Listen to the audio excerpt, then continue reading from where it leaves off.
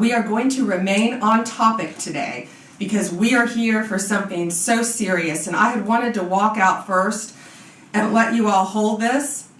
This is how much fentanyl it takes to kill you. So if you want to come up and look at this after in this vial, you're welcome to. It looks like just a few grains of salt. And this is what it takes to kill you. Okay. Just a reminder, we're staying on topic today. Go ahead. Madam Attorney General, I was wondering if you're seeking to deport the 6 illegal aliens who are here, or to charge them first and then seek to deport them. I know there's been a number of high-profile arrests you guys have made where you've made the decision to just go after deportation versus criminal trafficking. This guy is the leader. He's the #1 guy.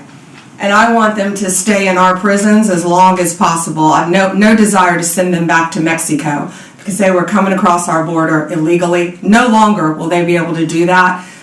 But the amount of drugs, the amount of money, the amount of weapons, most of these individuals, if convicted, will remain in American prisons. Perhaps Alcatraz. Mary Margaret, Daily Wire. Thank you, Attorney General Bondi. Can you give us more information on some of these individuals up there, and can you also share whether you've had any success in getting the Mexican government to help you extradite any of these cartel members? We will be hopefully working with them on one soon. But yes, Mexico has been cooperating in the past. I think we extradited 29 here to our country to face charges. Some of the top cartel members in our nation's history, some of the worst, and we brought them here. One, in fact, is at the Kiki Camareno, right? The one, I can't think of his name. He killed Rafael. Yeah, he killed Kiki Camareno, a DEA agent in the 80s.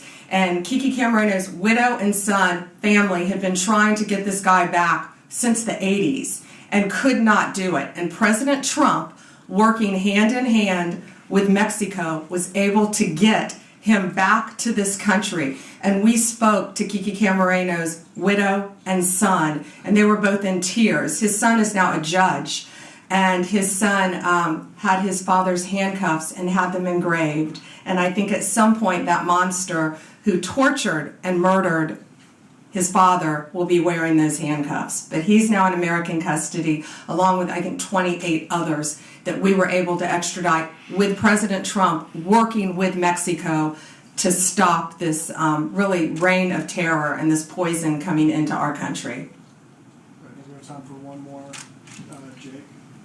You said that these individuals will not be deported. Can you tell us any specifics on charges and any specifics on the investigation on how this actually went down, how they were captured? So the investigation is ongoing. I can tell you it was a lot of work, a lot of great police work is all I'll say now. But I don't want to really reveal their sources and methods of how they captured and caught these guys. But what I will tell you, the top guy who I keep pointing to, he insulated himself. He was in Oregon. He had no drugs on him, but he was the leader. He had millions of dollars. He had a Mercedes. He had a truck. He had other things, but he did not have any drugs on him because he was the leader. And that's what these cartels do, whether it's Sinaloa, whether it's MS-13, whether it's TDA. The highest leaders insulate themselves. Just like the TDA guy, you may have been with us in Virginia. When we arrested him not even half an hour away from here, he didn't have any drugs on him either. That's what they do. They live among us. They live in neighborhoods because they are the top level. So what will the charges be on that? Oh, I'm sorry. Multiple, what are the charges, guys? The multiple drug trafficking, conspiracy to traffic, multiple drug charges. But depending on the time, they need to serve their time in an American prison to keep them off the streets. And who knows where they would go next. They are part of one of the largest drug trafficking organizations and one of the most frightening cartels. Alana, last one. Go ahead. How are you making the decision about whether to put on trial in the U.S. defendants who are living in the U.S. illegally? You said you want this man to stand trial in the U.S., but in another case, someone who was alleged to be a top MS-13 member, the department moved to dismiss that case and is going to deport that person. How are you making that decision about whether to bring? Based on the time that they can receive in prison.